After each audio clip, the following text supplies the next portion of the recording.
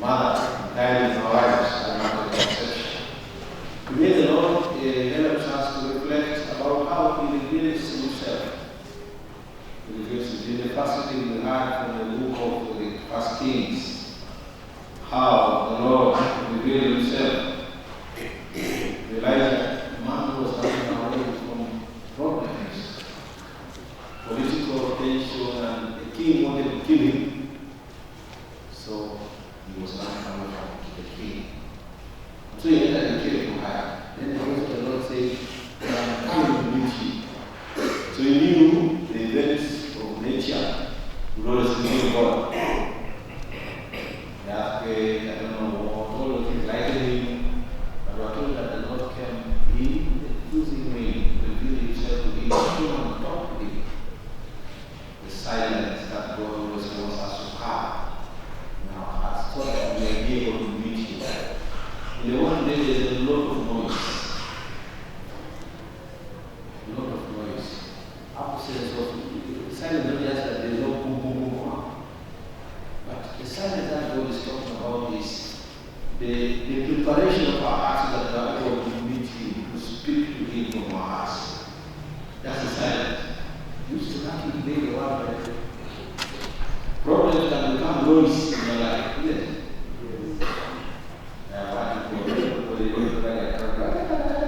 No, that is something that's not, there's no peace, there's no shalom in Him or her. So the Lord is asking us to open our hearts to allow Him in, so that we may create the silence in our lives. He wants to speak to us. That's why the Lord is very, very, I don't want to call it wise, very considerate, that He is giving us the way that we can have the stillness of our lives. We can go before Him with the sacrament, in the adoration, and spend time in silence. You can come to church. We are singing, we are celebrating everything, but our hearts are moving towards that silence. That's the goal. Unfortunately, even in the church, even in the chapel, you find people with phone. They are not like the one. Even here, the day before, they had a phone. Noise. And if God wants that connection to be there, that connection, that's how we can be directed even on how we can lead ourselves. So He reveals Himself in the silence. Silence of our hearts. And the gospel brings out clearly what the second thing He reveals Himself in, the challenges, the sufferings of our lives. You know that the apostles were in the lake of just studying the gospel. After Jesus had fed the people, so He told the apostles, let us cross the other side. So they lived in the boat, and He said, away the people are cross in silence to meet the Father, to pray. He goes there, and in the middle of there, they come battling the waves. Then He comes walking on top of the water. Brothers and sisters, we have always heard this, that the sea in the mind of the ancients was the abode of evil. The devils, the monsters, the enemies of mankind. That's where they stay in the sea. That was the understanding. So it was all the people who had succeeded in mastering the waves, the challenges, the evil, the monster, the enemies of the Holy God. That's why in Psalm 105, verses 5-9, we hear that even creation, God had imposed on the water's limits they must never cross. God was the only one who could. They will come with their violence, and what is more interesting for us in today's date, the reading of the day, He is also the one who can walk on the waves of the sea. Psalm Job 9:8. This is, of course, language called symbolic. Just like the way the book of Revelation is written, symbolic. In the times of suffering, the people of God were going to the Lord, so they had to create some form of communication which the enemy do not understand. This is the symbolic language that came also at the time of persecution. So, ordinarily it's difficult to see if we look at it like a newspaper. You cannot see what Matthew wanted to teach us unless we understood that this was symbolic language. The disciples might now understood that God has revealed himself in the person of the Master. They are able to see him, the Master of all the forces that created mankind. Now they see Jesus as God. But when they didn't see him, when they didn't discover him as God, not when he was with them after. They discovered his true identity only after Easter. When the good friend died, of course, you know what the friend was. They touched charity, they nailed the cross, crying, tears, sweating, the level of releasing water from his body. When he was no longer with them, even after the resurrection, he's going to say, that's like our brother Saint Faustina. He was just an ordinary sister, ordinary in the kitchen. People are not minding her. But when she was in that sense, people would even forget she would wash her face and they would want to be holiness. Maybe there's also one of you, one of us, we always visit that. Sometimes this woman in the family who was always doing everything. After agriculture, then you see her. There's this man who is always being pushed out. This man here, he poses himself for people. But when he goes to services, then the wife sees the car. So this is it.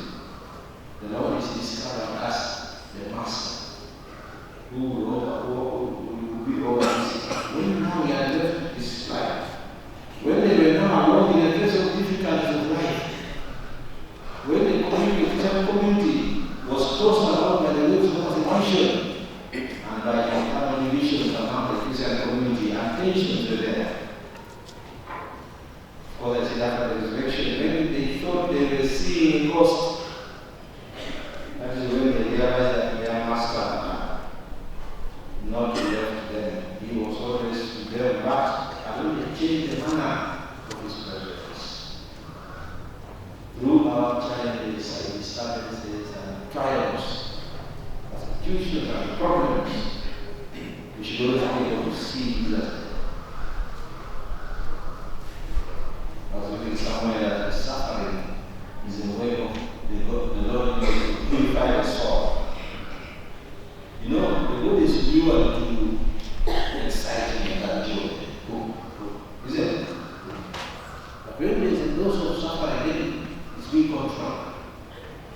Unfortunately, you cannot pick it. That the Lord is saying, you are making loss. If you go to smile like this, maybe you can now spoil the over. So, I cut it. Is it your here? Maybe you can give you the money which you are giving. You will spoil the water, so cut. So, suffering is one way of the Lord purifying the soul. And this is all I understood. When somebody is close to God, and here and listen to him always. So he's always with them, but had changed the manner of his presence. When you are in difficulty, you always see God is very far. God, why don't you? Why don't you give me this? Why don't you? Sometimes you make the level of God and God around. But God shows me certain things because He wants us to see Him in that and a different form. We have always known God, Jesus as a master, a provider of life. But maybe you should also see Him on the other side. Be able to get closer to Him. In the second part of the reading, we are told of the strange request of Peter. The message is very clear here. The apostle receives from Jesus the divine power of controlling the waves of the sea. Often when we encounter the difficulties and the power of the devil, the disciples feel lost. When they are challenges, we feel lost. What is it? It's good there. Disciples realize that they are fighting against superior forces. Matthew is telling us, he said that the disciples should not fear, even when they start difficulties in life, challenges. Not fear as if he or she is relying only on his or her own powers. You know, when we fear of what happened the next day, even our income, we need to teach from God. And that's why one time someone said that you see, when people come to church, they have to sort of the people. I don't know what happened. This is I don't say that, this is a business. Many things I don't see. You have to pick it. Because you are going to count the whole day. Now, pass here. I will do so and so. My job for 1 month, my job for 4, my job for this, my job for this. So now I don't see it. Get yourself here for God. Because of the fear that what will happen again tomorrow. So once we tell that we should not fear as if we were relying on our own in a way, we should not lose faith, because faith is a confident trust in God, completely domain ourselves. We should not fear to give tithe the way we are supposed to give tithe. Because God knows what it is. God knows mathematics. He knows if you are given 10,000, you know that the 1/10 is his. If you read that, then you know that discipleship is very difficult. So do not fear. Continue to rely on him. So we should not see as if we are relying on our own powers. Because there is a Lord who is in difficult moments, he will stretch out his hand and he will give you what you want. He will give you his strength. He's always with him. He's always with the disciple. Of course, the disciple is the one that has given one of appropriate. She was given in and said, okay, I am me. You do your way. So, courage. What is my challenge? What is my challenge? What is my problem? What's my life? What is disturbing me? What is making me feel as if God is not there? The Lord saying, courage. I am there. Let's education. Some people have lost a lot. Have lost businesses. They have lost it. And then we ask, what are you doing? And why are you going to be Lord? In that, go to the silence of that room and let the Lord speak. That's why the beauty of the Catholic Church, you have a moment of adoration. The chapel is always, okay. Instead of going to dream that you have forgiven problems, come before the Lord and let your heart pour out. God will speak to you, will give you answers. God will give you answers. It is I. He said, it is I. You will not fear. Have faith. Remain confident. Remain trusting in God. Have faith. What is my situation? What is your situation? What are you going to do? What is schooling you? What are the dreams of your situation in your life? Oftentimes we have Christians, we ourselves, have assurances like Peter. We do very well, and then suddenly because of difficulties, sometimes the difficulties that come, just voices, people are talking about you, then you look around. Then you collapse their faith. There are some of us who spend their lives on what people say. What do people say? And what's the truth? For you to know that it's a very popular thing. It can be damaging. But why is the truth? Because the truth is what connects us to God.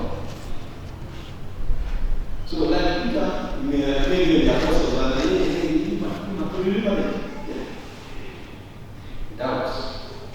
And then the Lord says, you have little faith. You have little faith.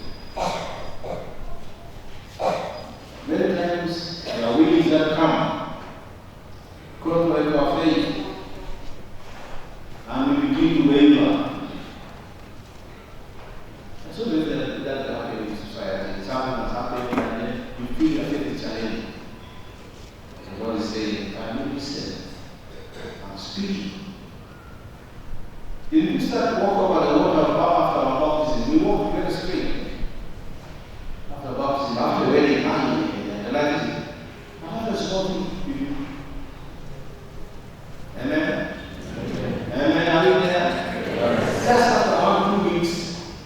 Some people think after a wedding you have become your girlfriend. It's the same person. All that I will give you more energy. You live through the difficulties that are there. And that's why somebody for me to not get ready. I need us to study my ass. How do we need change? You can know when you're thinking annoying. That's how we are annoying. This one, you are annoying. You know that. Then again, you want to walk instead. So we begin walking straight after the education, after profession. We will have to be excited. But after challenges come, that we will understand, we know our faith goes down. So today the Lord is saying, which is courage. I'm going to go stop. I'm going to go around in different form, in different situations. So always try to listen. Get time in their challenges and put yourself before the Lord. So that in the silence of your heart, God will speak to us. We want to thank the Lord for reminding us of this, because sometimes it's us that it's our faith also drift to behave like Pentecostals, Anglicans. For us, actually, it's very clear. We never have to come to meet the Lord. Is it? The others that come around to listen. That's why for them they prefer so much. Why? Listen. What Jesus said.